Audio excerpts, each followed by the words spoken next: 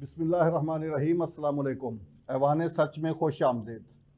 नाज़रीन, वज़ीर आज़म के ख़िलाफ़ अदम एतमाद की तहरीक पर अमकान है कि अतवार वाले दिन वोटिंग होगी। इस वोटिंग के क्या नताइज होंगे, इस पर प्राइम मिनिस्टर का कहना है कि जो भी नतीजा निकलेगा वो उनके हक़ में ही होगा और वो इससे मज़ीद तगड़े होकर मैदान में आएंगे।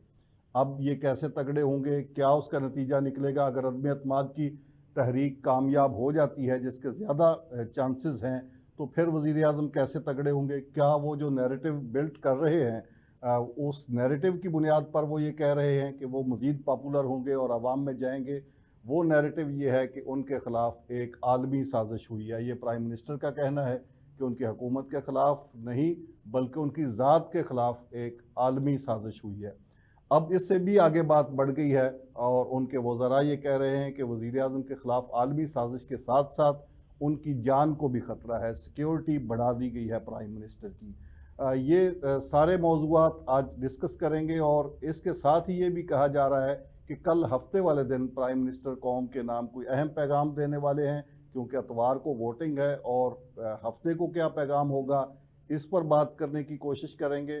क्योंकि वोटिंग वाले दिन इस्लामाबाद का माहौल पुरअमन रखने के लिए शहबाज शरीफ कायद हिज़्ब इख्तिलाफ ने भी एक ख़त लिखा है और इस्लामाबाद की ब्यूरोक्रेसी को वार्निंग दी है कि अगर किसी किस्म के सिक्योरिटी के मसाइल पैदा हुए तो उसकी ज़िम्मेदारी इस्लामाबाद की इंतज़ामिया पर होगी।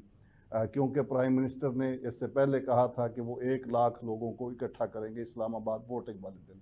इस सारी सूरत हाल में क्या होने जा रहा है, पंजाब की सिचुएशन क्या है? वज़ीर आला पंजाब का इस्तीफ़ा मंजूर हो गया है और अब उनकी जगह नए कायदे ऐवान का इंतखाब होगा। वो गेम किधर जा रही है, इस सारी सूरत हाल पर आज के प्रोग्राम में डिस्कस करेंगे। मेरे साथ स्टूडियो में मौजूद हैं चौधरी इफ्तिखार कंबोज साहब, सीनियर एनालिस्ट हैं, तज्ज़ियाकार हैं। इनके साथ नामवर सहाफ़ी और दानश्वर जनाब मियाँ सैफुर रहमान साहब मौजूद हैं हमारे साथ। और टेलीफोन लाइन पर इस्लामाबाद से हमें ज्वाइन किया है ब्यूरो चीफ इस्लामाबाद सज्जाद तरीन साहब ने। तो मेरा ख्याल है इस्लामाबाद ज़्यादा गर्म है, पहले सज्जाद साहब से पूछ लेते हैं। अस्सलाम वालेकुम सज्जाद साहब। वालेकुम सलाम।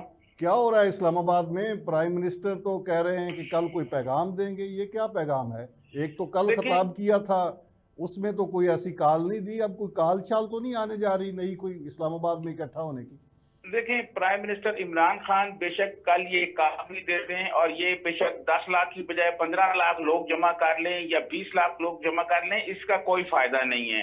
क्योंकि प्राइम मिनिस्टर इमरान खान को ऐवान के अंदर 172 लोगों की जरूरत है और वो प्राइम मिनिस्टर के पास नहीं है।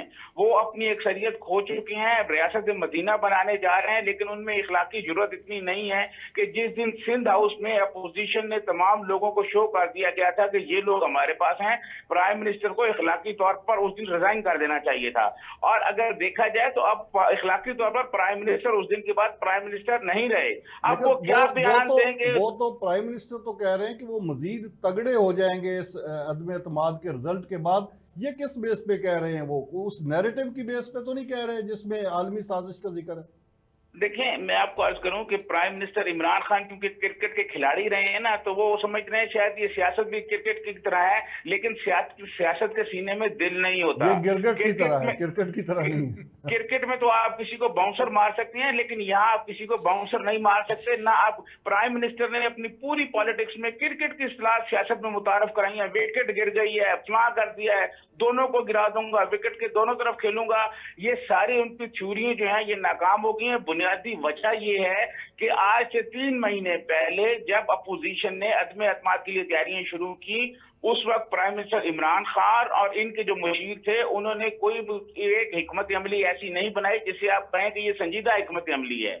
और उनके सामने आसफ अली जरदारी थे जिन्होंने बहुत संजीदा हिकमत अमली बनाई और संजीदा हिकमत अमली बनाकर इनकी अपनी अक्सरियत और इनके पांव के नीचे से कारपेट खींच लिया है। अच्छा अब ये कि चूंकि गिरने वाले हैं। सजाद साहब एक बात बताइएगा कि एक यहाँ की जो अपोजिशन है, पाकिस्तान की मुत्तहिदा अपोजिशन, वो तो कह रही है कि ये सारी की सारी मूव जो है ये ऑर्गेनिक है, इसमें किसी किस्म की कोई बैरूनी मुदाखलत नहीं है। जबकि प्राइम मिनिस्टर कह रहे हैं कि ये बैरूनी साजिश है, आलमी साजिश है। प्राइम मिनिस्टर का ये नैरेटिव मुक्तदर हलकों में किस नजर से देखा जा रहा है, वहां पे ये बिक रहा है कि नहीं बिक रहा है ये चूरन? देखिए, मैं समझता हूं कि ये जो प्राइम मिनिस्टर कहते हैं कि इसके मेरे खिलाफ आलमी साजिश है, ये बिल्कुल ऐसे ही है कि वो कागज उठा के फिर रहे हैं, इसमें कोई हकीकत नहीं और ना इसका हकीकत से कोई ताल्लुक है। आप प्राइम मिनिस्टर इमरान खान का 3 साल टर्नओवर देखें, उन्होंने कौन सी ऐसी बात की है कि जो अमेरिका के खिलाफ उन्होंने कोई ऐलान जंग किया या अमेरिका के खिलाफ कोई बड़ी बात की है? उन्होंने CPEC खराब किया। प्राइम मिनिस्टर इमरान खान, आपको याद होगा, यूएनओ में गए थे खिताब करने के लिए और इन्होंने कहा था कि मुसलमान जो हैं एक OIC को छोड़ के नया फोरम बनाएं और उस पर जनाब हम नया प्लेटफॉर्म सामने आना चाहिए, और उस पर तुर्की, ईरान और मलेशिया वाले वहां जमा हो गए, इनको बुलाते रहे, एक टेलीफोन कार पर ये ढेर हो गए थे। तो आप मुझे बताएं, CPEC इन्होंने बंद कर दिया, इन्होंने कौन सा ऐसा काम किया है? और फिर अपने आप को जुल्फकार अली भुट्टो से मिलाना, मैं समझता हूँ ये जुल्फकार अली भुट्टो के साथ बहुत बड़ी नाइंसाफी है। बदकिस्मती ये है, एक जुमला सुन लें, बदकिस्मती ये है कि पाकिस्तान में जब कोई आता है ताकत में तो वो कायदे आजम सानी होता है, जब उसके जाने के दिन हो जाते हैं तो वो फिर भुट्टो बनने की कोशिश करता है। सिजाद साहब हमारे साथ ही रहिए। इफ्तिखार चौधरी साहब, ये जो नैरेटिव है, ये जो प्राइम मिनिस्टर बेचने की कोशिश कर रहे हैं कि ये आलमी साजिश है, आपका चूंकि एक आलमी इलाकाई अमूर में भी पॉलिटिक्स का भी एक तजर्बा है, इस बात में हकीकत कितनी है, वजन कितना है? ये वजीर आजम का जो नैरेटिव है ये चलेगा, बिकेगा यहाँ पे? देखें जी, एक चीज़ तो कन्फर्म है, खान साहब को पता है कि वो अब जा रहे हैं। अल्टीमेटली उन्होंने अपनी साख को बचाना है, तो अगर उन्होंने इस खत का जो जिक्र किया है, अभी तो उसके कई पहलू से इसको ज़्यादा लिया जाएगा ना इस खत का, क्योंकि जो सफारती खत होते हैं वो उनका कोई तरीका का डिफरेंट होता है। ये तो सिंपल एम्बेसी जो है, केबल है, नहीं केबल के जरिए नहीं है, ये खत आया है डायरेक्ट उनकी तरफ से, एम्बेसडर की तरफ, थ्रू केबल नहीं आया। ठीक है, तो वो देखेंगे, वक्त साबित करेगा इस चीज को। लेकिन अभी तो उन्होंने अपना जो चूरन बेचना है, अब सियासत करनी है, अल्टीमेटली उन्होंने अवाम के पास जाना है, अवाम में एक्सेप्टेंस होगी इस नैरेटिव की। इसके ऊपर दो चीजें देख लेना, अवाम के अंदर इतना शऊर नहीं है जिस जो उनसे तवक्को कर रहे हैं ना। देखिए, ये चीज भुट्टो साहब के जमाने में भी हुई थी, वो भी शोर मचाते रहे कि मुझे अमेरिका ने ये तड़ी दी है, ये मुझे ऐसे थ्रेट किया है, लेकिन अल्टीमेटली हुआ क्या? कुछ भी ना हो सका, वो शख्स फांसी चढ़ गया। तो मेरा ख्याल है कुछ भी नहीं होगा, अल्टीमेटली कुछ लोग इसका असर लेंगे, और जो लिया भी है उन्होंने, कुछ लोगों ने अवामी हलकों के अंदर जो उनके हमायती हैं, उनकी जमात को लाइक करते हैं, उन्होंने लिया भी थोड़ा बहुत असर। मियां साहब, जो मुक्तदर हलके हैं वो इस नैरेटिव को कैसे देखते? मैं मुक्तदर हलकों का जरा सा एक अहवाल बयान करूंगा, वो थोड़े कोटेड अल्फाज में करूंगा, क्योंकि बाज़ औक़ात ऑफ द रिकॉर्ड भी चीजें होती हैं। मुझे आजकल वैसे ये भी कहा जा रहा है कि वो मुक्तदर नहीं है। जी, मैं एक चीज वैसे कहना चाह रहा हूँ कि पाकिस्तान की सिक्योरिटी का एक जिम्मा जो है ना, वो हमारी एस्टेब्लिशमेंट बड़े अच्छे तरीके से निभा रही है। उसका एक मिसाल मैं देता हूँ। कुछ अरसा कबल पीछे चले जाएं तो एक दौर था कि मुझे एक बहुत हाई ऑफिस में पाकिस्तान की सिक्योरिटी एस्टेब्लिशमेंट के जाने का इत्तेफाक हुआ, किसी भी जरिए से मैं चला गया। वहाँ कई शोबे होते हैं, हर शोबे का एक DG हेड होता है। तो एक शोबा था, मैं पूरे शोबे का नाम भी नहीं लूँगा, ना उन साहब का नाम लूँगा, बहुत अहम अहदेदार थे। तो उन दिनों कैरी लूगर बिल की बड़ी शोहरत थी और बड़ा चर्चा था कि जी ये हो गया, वो हो गया, मेमो गेट स्कैंडल। तो वहाँ बातों में, चूँकि ज़्यादा चीज़ें तो ऑफ द रिकॉर्ड थी, लेकिन ये एक बात वाज़ेह हो गई कि कैरी लूगर बिल वहाँ पे बाकायदा पढ़ा गया, देखा गया, उसका एनालिसिस हुआ, और उसके ऊपर बाकायदा हमारी सिक्योरिटी एस्टेब्लिशमेंट का एक रिस्पॉन्स, मेजर्ड रिस्पॉन्स बना।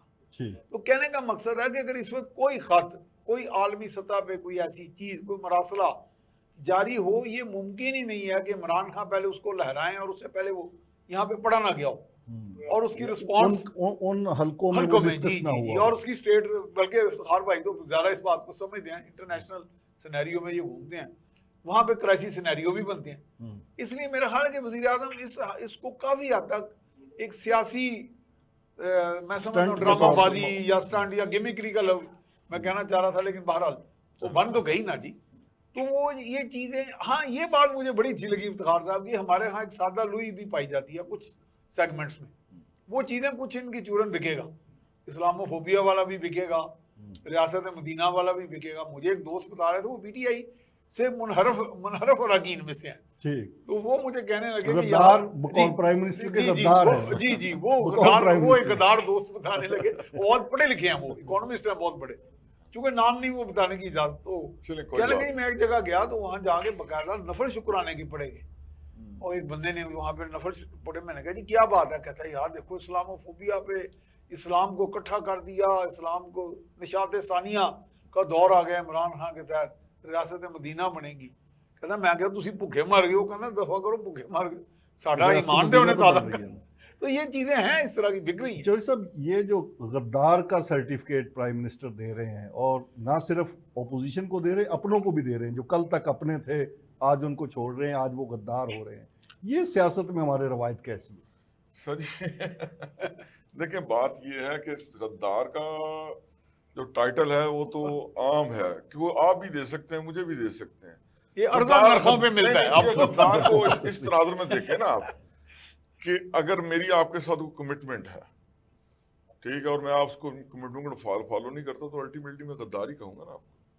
लेकिन ये तो देखिए मेरी रियासत- बात नहीं, ये वो तो रियासत मतलब- के गद्दार करार दे भाई रहे हैं। रियासत गद्दार इसलिए है कि उन्होंने पीटीआई से गद्दारी की है। हमें जो तजिया है ना आजाद आना करना चाहिए मेरे ख्याल में।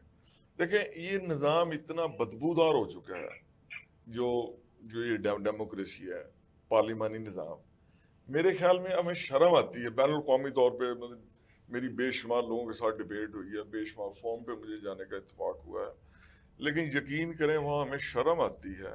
लेकिन अब हालात क्या है, मतलब वट एवर इमरान ने क्या किया, मतलब इमरान का रियासत मदीना, करोड़ 2 करोड़ नौकरी देनी, करोड़ घर देना, ये सारे वादे वही सब सियासतदान करते रहते हैं, इसने भी किए, नहीं पूरे कर सकते। लोगों की इसके साथ एक्सपेक्टेशन ज्यादा थी, इसने और ये ज्यादा खुद- बड़े बड़े खुद बुलंदोबाग दावे बनाई कर दिए भी ना। है। रियासत मदीना जो है इसका वो तस्वर पेश किया, हालांकि खान साहब को खुद पता ही नहीं है रियासत मदीना का जो खलीफा जो पहले मुकर्रर हुए थे, उनको जब वो काम करने के लिए जाने लगे ना अबू बकर सिद्दीक, तो उन्होंने उनसे कहा गया कि आप काम करने के लिए जा रहे हैं तो रियासत काम कौन करेगा? तो उन्होंने कहा जी मैं तो खजाने से पैसा नहीं लूंगा। तो उस वक्त जो सहाबा थे जय्यद, उन्होंने कहा जी आप हजरत इसको आप तनख्वाह मुकर्रर करें। तो उन्होंने कहा इतनी तनख्वाह मुकर्रर कर दें मेरी कि जिसके अंदर minimum wages, just like minimum wages, जैसे एक मजदूर आदमी को कम दी से जाती कम है, उजरत जितनी ताकि है। अगर मेरा उसके अंदर गुजारा ना हुआ तो मुझे पता चल जाएगा कि मेरे मुल्क का मजदूर जो है उसका इस तनख्वाह के अंदर गुजारा नहीं हो रहा। ये थी रियासत। ठीक, ये रियासत मदीना थी। तो खान साहब के दावों को मैं तो इस एक सियासी नजर से देखता हूँ। सजाद साहब, ये जो गद्दार कहा जा रहा है, प्राइम मिनिस्टर कह रहे हैं, आज तो उन्होंने बड़ा खुलकर कहा कि गद्दार हैं, और इन गद्दारों को केपीके में भी पता चल जाएगा, चल गया है, और इलेक्शन में भी पता चल जाएगा। ये वो किसको कह रहे हैं कि इनको बकायदा गद्दार कर? आखिर वो चाहते क्या हैं, किससे क्या चाह रहे हैं प्राइम मिनिस्टर? देखिए मैं आपको अर्ज करूं, ये जो गद्दार के सर्टिफिकेट है ना, ये चूरन अब नहीं चलेगा। ये 1970 से चल रहा है। वली खान को गद्दार कहा गया, मीर गौस पसिंजो को कहा गया, खैर बख्शमरी को कहा गया, और भुट्टो को कहा गया, बहुत सारे लोगों को कहा गया, बेनजीर भुट्टो को स्कोडेरिस कहा गया। अब ये गद्दार वाला जो है ना, ये काम नहीं चलेगा। रियासत मदीना आप बनाने जा रहे हैं, आप कौन सा रियासत मदीना का खलीफा जो 300 कनाल में घर था जिसका? बात यह है कि पाकिस्तान में मजहब को इस्तेमाल किया जा रहा है, बिल्कुल उसी तरह इस्तेमाल किया जा रहा है जिस तरह जुल्फकार अली भुट्टो के खिलाफ पीएनए बनी थी।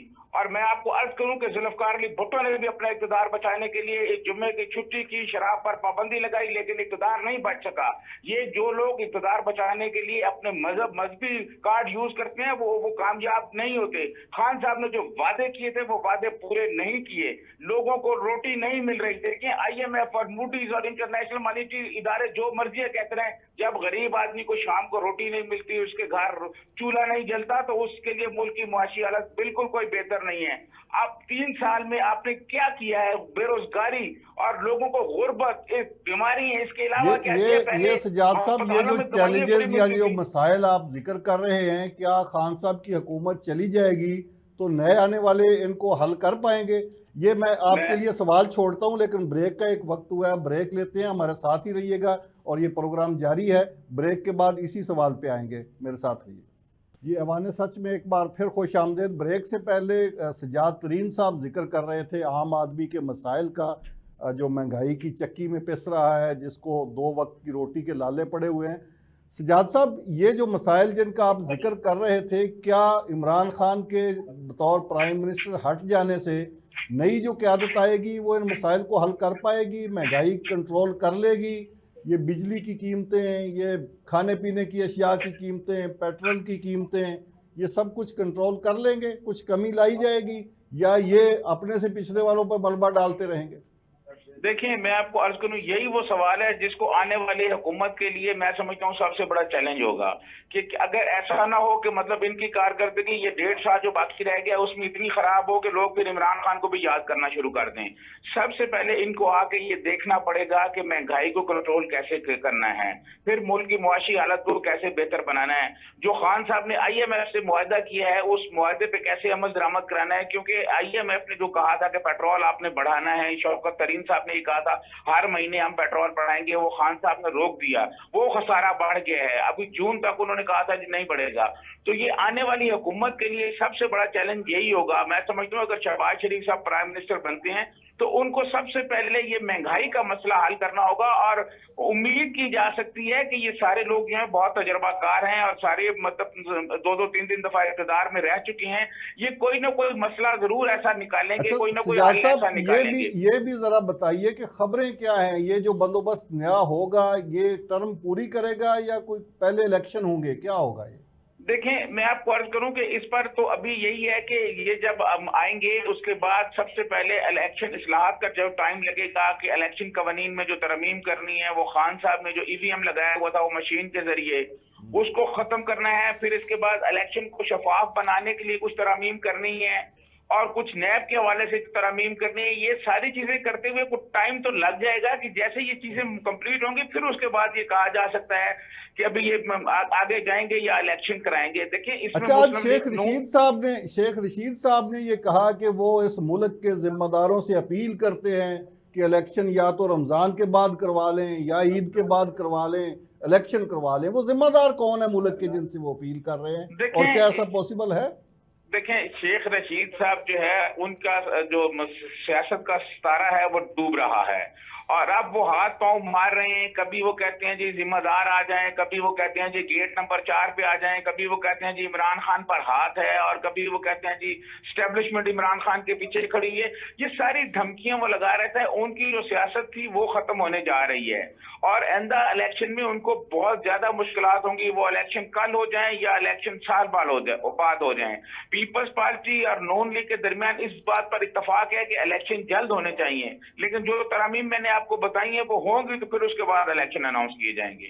चौधरी साहब, ये जो नई सेटअप बनेगा जिसको हम मफरूजा ही फिलहाल कह सकते हैं जब तक, क्योंकि पाकिस्तान की सियासत का कोई पता नहीं चलता कि यहाँ पे किस वक्त क्या हो जाना है। बज़ाहिर तो 175 से भी ज्यादा अरकान मौजूद हैं इस वक्त अपोजिशन के पास, बल्कि सजाद साहब तो मुझे पहले बता रहे थे कि 200 से भी ज्यादा हैं, लेकिन यहाँ पे वो करामत होते कोई देर नहीं लगती कि क्या हो।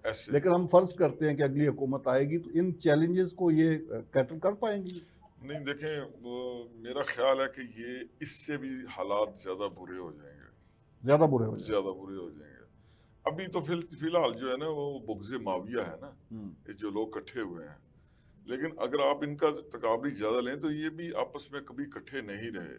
नून लीग और जो पीपल्स पार्टी, दो बड़ी जमातें जो हैं, तो इस वजह से मेरा नहीं ख्याल कि दूसरा ये है कि इस सिस्टम के अंदर, जिस सिस्टम के अंदर हम ये कह रहे हैं पार्लियामेंट्री जमहूरियत के अंदर है, यहाँ मुल्क के हालात ठीक हो ही नहीं सकते।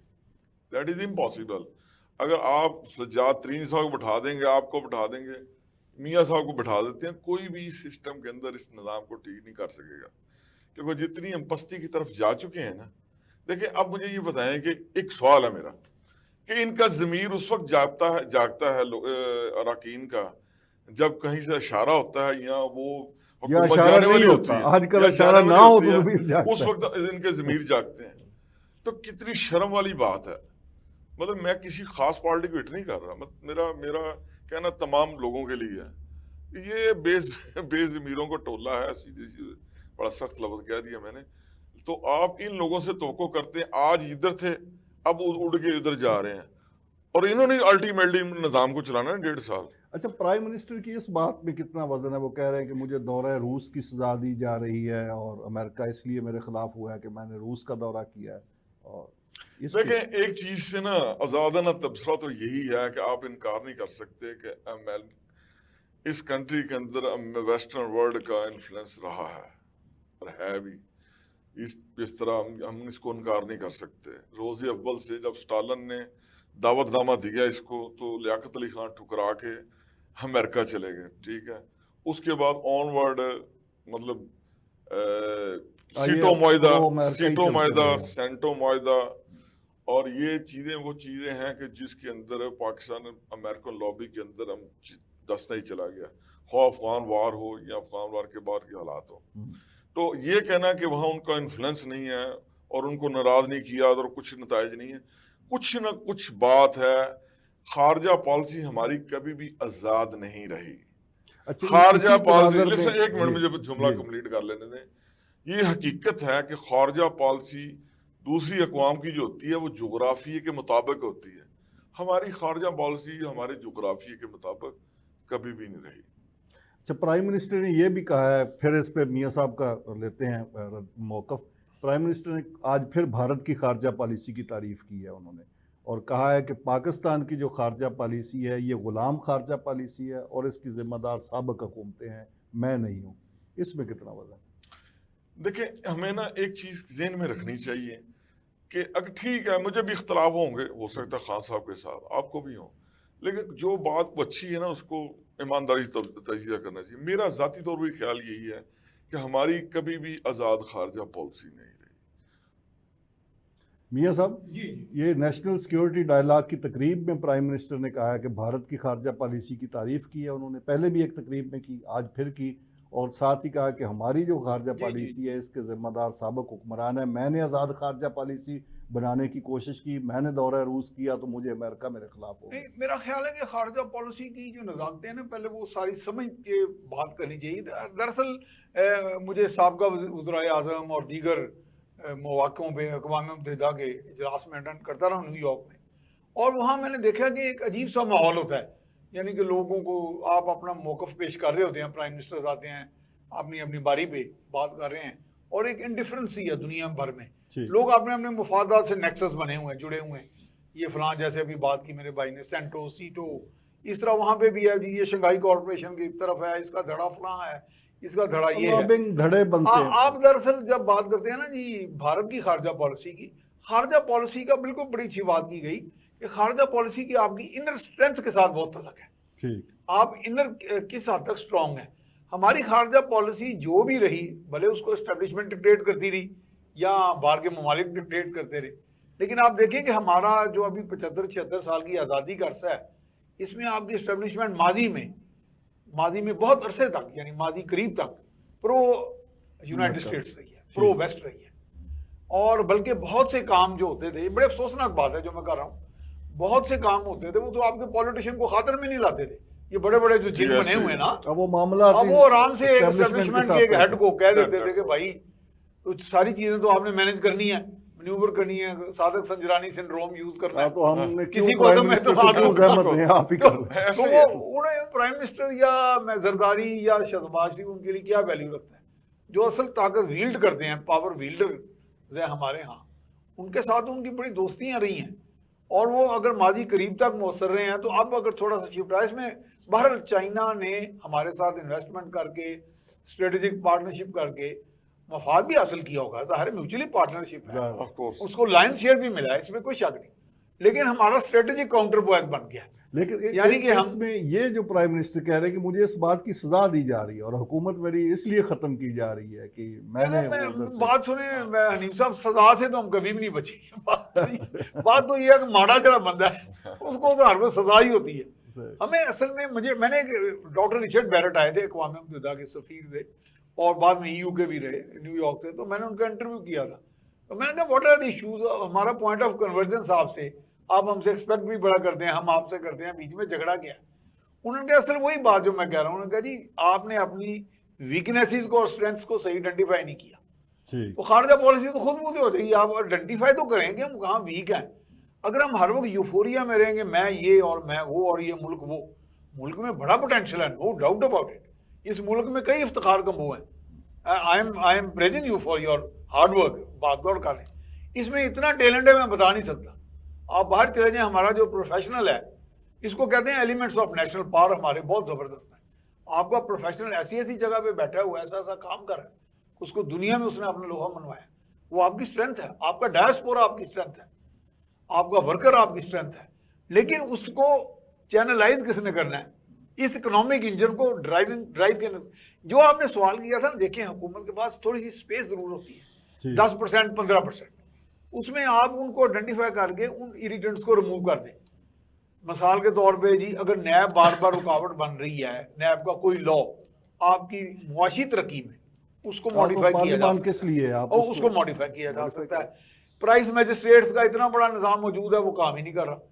अच्छा देखें, तलब और रसद बहुत बड़ी चीज़ है, उसको तो आप नहीं डिनाई कर सकते। मार्केट फोर्सेस को इंटरनेशनल भी अवामिल है, यहाँ जो खुद हमारी अपनी प्रोडक्ट पेट्रोल का बिल है, लेकिन एक 10-15% की स्पेस होती है, उस पर काम नहीं हुआ।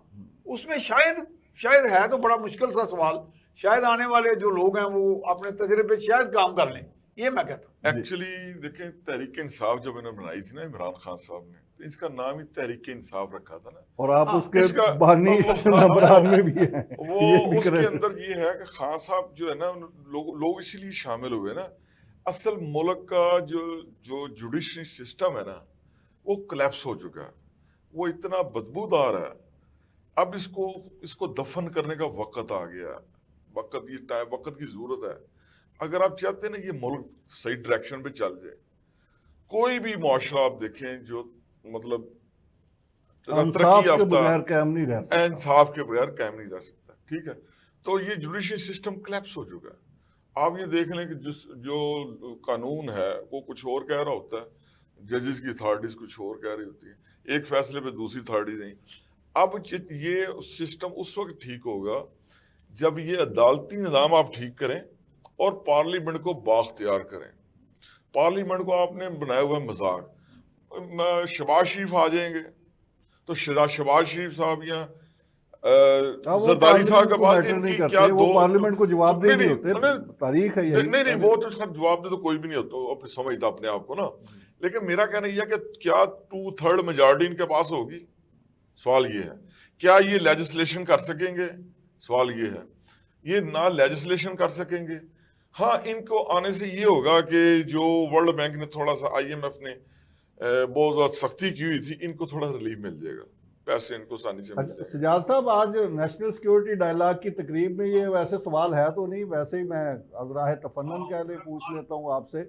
प्राइम मिनिस्टर के खिताब के दौरान बड़े संजीदा माहौल था, किसी ने कोई ताली नहीं बजाई, कोई नारा नहीं लगाया।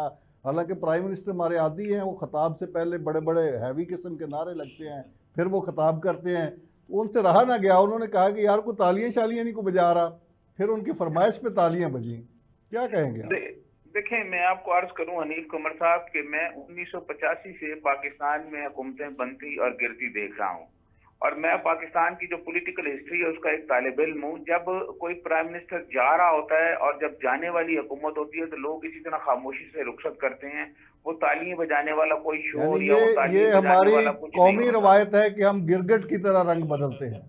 बस ऐसे ही समझ लें कि ये जो है ना, ये अब तालियां बजाने वाले लोग जो हैं उनको भी पता चल गया है कि अब तालियां बजाने की जरूरत नहीं है, अब किसी और के लिए तालियां बजाएंगे, आप किसी और के लिए तालियां बजाएंगी, और अब वो किसी और के लिए तालियां बजाने के लिए तैयार हो रहे हैं। और वो इतवार पीर को आप देखिएगा कि किसी और के लिए तालियां बजा रहे होंगे, नारे भी लगा रहे होंगे।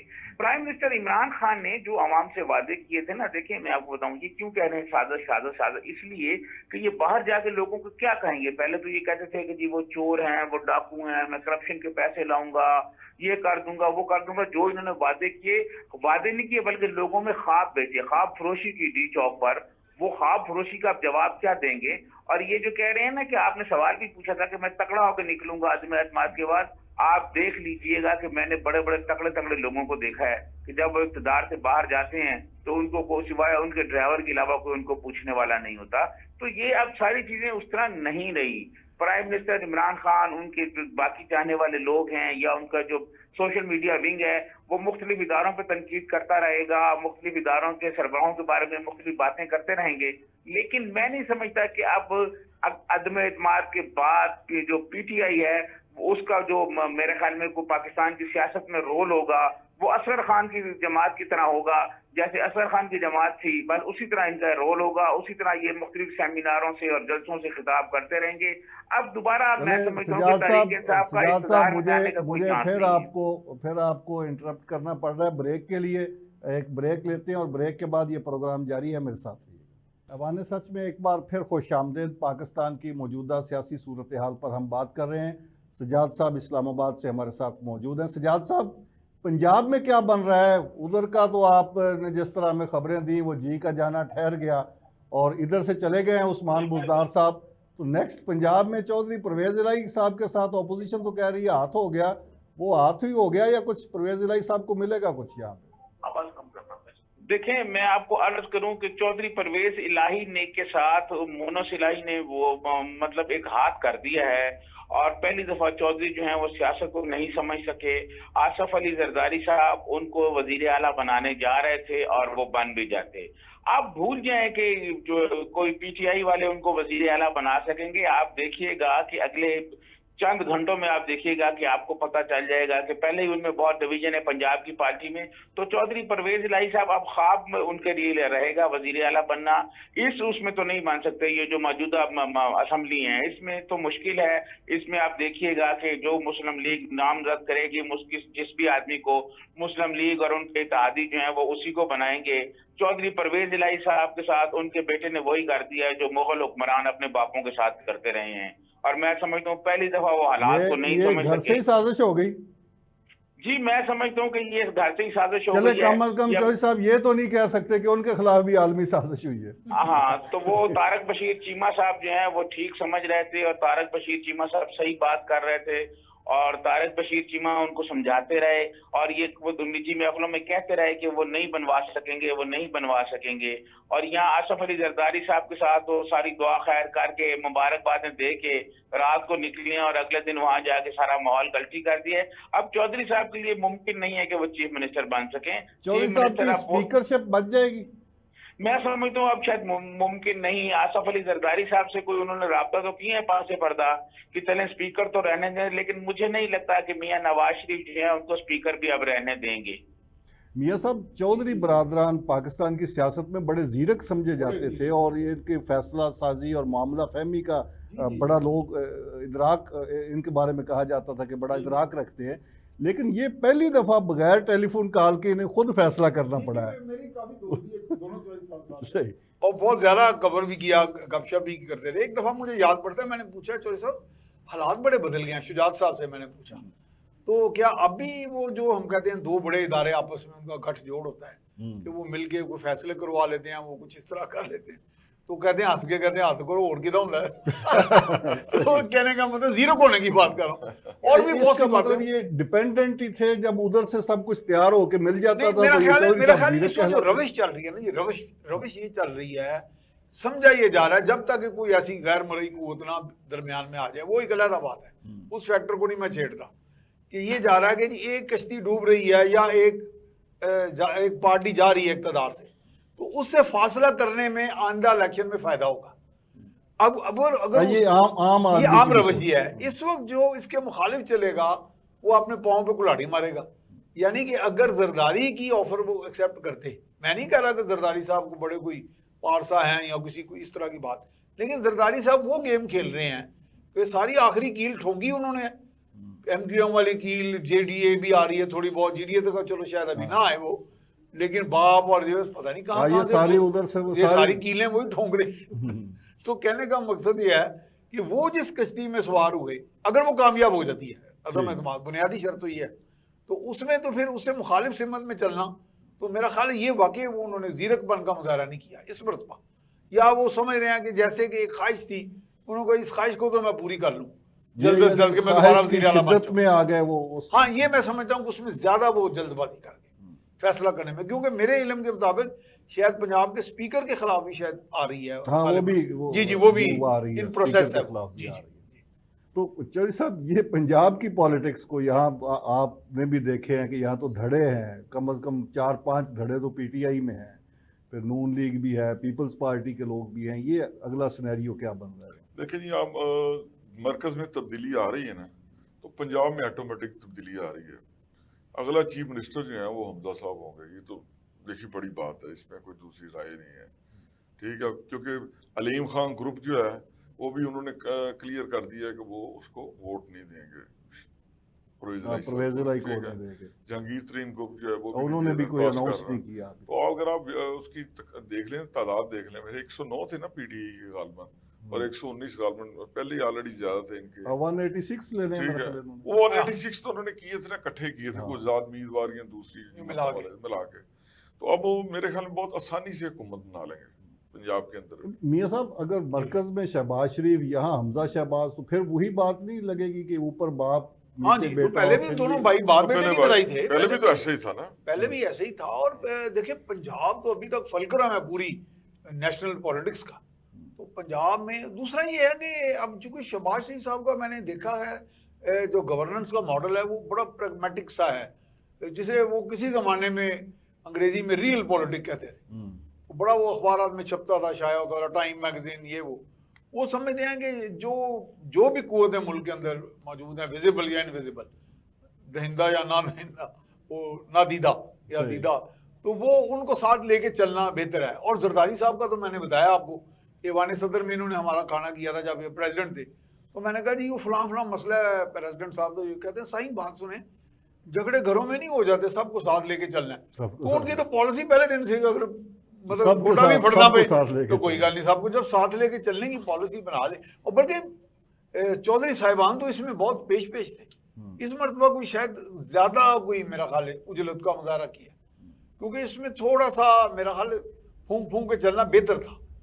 सजाद साहब, ये प्राइम मिनिस्टर हाउस की तो हम बात कर रहे हैं जो अनकरीब किसी नए मेहमान को वेलकम कहने वाला है, तो प्रेसिडेंसी में कौन आ रहा है? नहीं हुआ, यकीनन अपोजिशन के लोगों ने आपस में कुछ ना कुछ मामला तय किए होंगे। लेकिन इसमें देखें, मौलाना फजल रहमान भी कैंडिडेट बन सकते हैं, लेकिन मौलाना फजल रहमान के लिए आलमी हालात और फिर इर्द गिर्द की सूरत हाल उसको भी देखना पड़ेगा। मौलाना फजल रहमान की हमेशा ये कोशिश रही है कि वो आईनी जो पोस्ट है वो पकड़ते हैं। जैसे इस्लामी नजरियाती काउंसिल का था, पीपल्स पार्टी के जमाने में मौलाना शिरानी को लगवाया, डिप्टी चेयरमैन सेनेट उन्होंने अपना लगवाया। तो अब मौलाना ये ख्वाहिश तो कर सकते हैं, लेकिन मुझे ये लगता है कि सारे लोग जो हैं वो शायद आसफ अली जरदारी साहब के नाम पर जो है वो मुतफिक हो सकते हैं।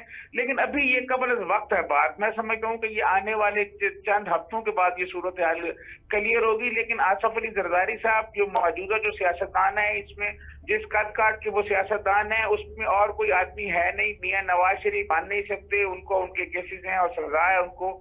तो हो सकता है कि शायद ये लोग सारे आसफ अली जरदारी साहब के नाम पर मुत्तफिक हो जाएं, और मुत्तफिक हो जाएं या मुत्तफिक हो चुके हैं, क्योंकि आसफ अली जरदारी साहब ने जितनी मेहनत की है, जितनी स्मार्ट मूव की है, मेरा ख्याल है कि वो तारीख रकम करना चाहते हैं दूसरी मर्तबा सदर बनने की। नहीं, देखें, ये जो सवाल आपने किया ये रात मैंने खुद आसफ अली जरदारी साहब से ही पूछा था, तो उन्होंने मुझे खुद ये कहा कि अभी तक कोई फैसला नहीं हुआ और इस बारे में किसी ने कुछ नहीं सोचा। ये आने वाले दिनों में इस पे सारी पार्टियां बैठेंगी, इत्तेहादी पार्टियां बैठेंगी और फिर उसमें फैसला होगा। इसमें ये भी हो सकता है कि कोई कराची से ताल्लुक रखने वाला कोई और आदमी हो जाए आसफ जरदारी साहब की बजाय। और आसफ जरदारी साहब जो है वो क्योंकि सब लोगों को साथ लेके चलते हैं, तो मुमकिन है कि सब लोग उनके नाम पर ही खुद कहेंगे जी इनको ही लें और किसी की लाने की जरूरत नहीं है। गवर्नर्स के लिए भी मुख्तलिफ नाम आ रहे हैं। पंजाब के गवर्नर के लिए कमर जमान कायरा का नाम आ रहा है। ये ऐसे ही फ्लोट किए जा रहे हैं दोस्तों की तरफ से या कुछ है? मैं समझता हूँ कि कमर जमान कायरा शायद ना हो, क्योंकि कमर जमान कायरा साहब के पास अपना हल्का है, वो उन्होंने हल्के में जाना है और इलेक्शन लड़ने हैं। अगर पीपल्स पार्टी की तरफ से जो है अगर गवर्नरशिप पीपल्स पार्टी के हिस्से में आई तो फिर हो सकता है कि शायद कोई पीपल्स पार्टी का कोई जनूबी पंजाब से आदमी हो। लेकिन अब ये जो पीटीआई में एक ऐसा धड़ा भी मौजूद है जो जहांगीर तरीन साहब का है, अलीम खान का है, उनसे भी बातचीत हो रही है, उनमें से भी कोई आदमी आ सकता है। लेकिन अगर पीपल्स पार्टी का आया तो कायरा साहब का बिल्कुल नहीं होगा, वो जनूबी पंजाब से कोई मखदूम होगा। अच्छा, ये केपीके की हुकूमत अभी तक बिल्कुल वो डिस्कस नहीं हो रही है, इस हवाले से अदम एतमाद का अगला झक्कड़ उधर भी जाने वाला है? नहीं, देखिए, ये जो सवाल आपने किया ये रात मैंने खुद आसफ अली जरदारी साहब से ही पूछा था, तो उन्होंने मुझे खुद ये कहा कि अभी तक कोई फैसला नहीं हुआ और इस बारे में किसी ने कुछ नहीं सोचा। ये आने वाले दिनों में इस पे सारी पार्टियां बैठेंगी, इत्तेहादी पार्टियां बैठेंगी और फिर उसमें फैसला होगा। इसमें ये भी हो सकता है कि शायद कोई पीपल्स पार्टी का आया तो कायरा साहब का बिल्कुल नहीं होगा, वो जनूबी पंजाब से कोई मखदूम होगा। अच्छा, ये केपीके की हुकूमत अभी तक अब मैं समझता हूँ कि उसके बाद प्राइम मिनिस्टर के बाद जब अदम एतमाद कामयाब होगी, फिर स्पीकर कौमी असम्बली और डिप्टी स्पीकर के खिलाफ आएगी, फिर उसके बाद चेयरमैन सेनेट के खिलाफ आएगी, फिर उसके बाद केपी में आएगी, फिर उसके बाद बलूचिस्तान में आएगी, ये हर जगह पे आएगी जी। ये इसीलिए मैंने कहा ना कि ये 6 माह लग जाएंगे, 6-7 माह 8 माह लग जाएंगे इनको ये सारा कुछ करते हुए। बिल्कुल ये हर जगह पे अदम एतमाद आएगी, और ये अदम एतमाद आएगी नहीं बल्कि ये कामयाब भी होगी। जज साहब, ये सारी सूरत हाल में आखिरी लम्हात हैं प्रोग्राम के, उम्मीद क्या रखनी चाहिए पाकिस्तान की कौम को? कोई होप नजर आ रही है इसमें, या मायूसी वाली बात ही है कि आगे भी? मेरा नहीं ख्याल कोई ऐसी होपफुल बात है। ये भी लोग ऑलरेडी इस्माए हुए लोग हैं, ये भी बार बार इक़्तिदार के अंदर रहे हैं, खान साहब भी इस्माए गए हैं। मेरा नहीं ख्याल लगता कि ऐसा सच ऐसे इस निज़ाम के अंदर जहाँ प्रेशर ग्रुप मौजूद हैं, वो सियासी पार्टी, छोटी छोटी सियासी पार्टियों का किरदार क्या है? MQM जो है, मतलब किन लोगों का अपना पीपल्स पार्टी के साथ इसका लाक रहा है, नून लीग का इसका लाक रहा है, सबके ठीक साथ है हुकूमत में। ठीक। इस तरह दूसरी प्रेशर ग्रुप हैं जो, तो इस सिस्टम के अंदर रहते हुए ना, मेरा नहीं ख्याल मियां ये साहब, पार्लिमानी आपके निज़ाम नाम के के अंदर मैं ही ये है। समझता हूँ कि सिस्टम के अंदर खराबियां जरूर हैं, हाँ जी। लेकिन जिस मुआशरे का मसलन अभी बैठ के प्रोग्राम से पहले जिक्र कर रहे थे, यूके हुआ, यूनाइटेड स्टेट्स हुआ, मैंने उनको बड़ा स्टडी किया मॉडल को कि क्या कामयाबी का राज है। कामयाबी से मुराद चलें उनकी जो साम्राज्यियत है उसको हटा दें, मुआशरे के अंदर तो वहाँ बड़ी कामयाब मुआशरे है ना जी। लोगों को समाजी इंसाफ है, मुआशी इंसाफ है, हर एक की रिस्पेक्ट है। सही। एक चपड़ासी की भी उतनी रिस्पेक्ट है जितनी एक किसी जर्नैल की होगी शायद, एक बात कर रहा हूँ। तो ये उसमें यह है कि मुआशरा किसी ना किसी तरह ग्रो किया है। मुआशरा इतना ग्रो कर गया है कि हुकूमतों की नाअहली जो है वो उसके नीचे दब गई है। हमारा मुआशरा भी उस तरह ग्रो नहीं कर रहा। अगर ये ग्रो कर जाए ठीक है, इसको ये काली भेड़ें रोका हुआ उन्होंने, हमारी नमू रोकी है, लेकिन हम इसमें हिम्मत से आगे बढ़ते जाएं, अपनी अपनी जगह पे बैठ के काम करते जाएं, कोई इसका सम टोटल अच्छा निकल आएगा इंशाल्लाह। मियां सैफुर रहमान साहब आपका बहुत शुक्रिया, चौधरी इफ्तिखार कंबोज साहब आपका भी बहुत शुक्रिया, सज्जाद साहब आपका बहुत शुक्रिया, आपने कीमती टाइम दिया। नाजरीन, ये सारी गुफ्तगू आपने सुनी, उम्मीद की जानी चाहिए कि पाकिस्तान का मुस्तकबिल जो है वो अच्छा होगा। ये तमाम तर जो पॉलिटिकल अदम इस्तेहकाम है इसका जल्द ख़ात्मा होगा और मुल्क सियासी इस्तेहकाम की तरफ जाएगा, और सियासी जो क़यादत है उसको आम आदमी के मसाइल को एड्रेस करने का मौका मिलेगा। मुझे दीजिए इजाज़त, अल्लाह हाफ़िज़।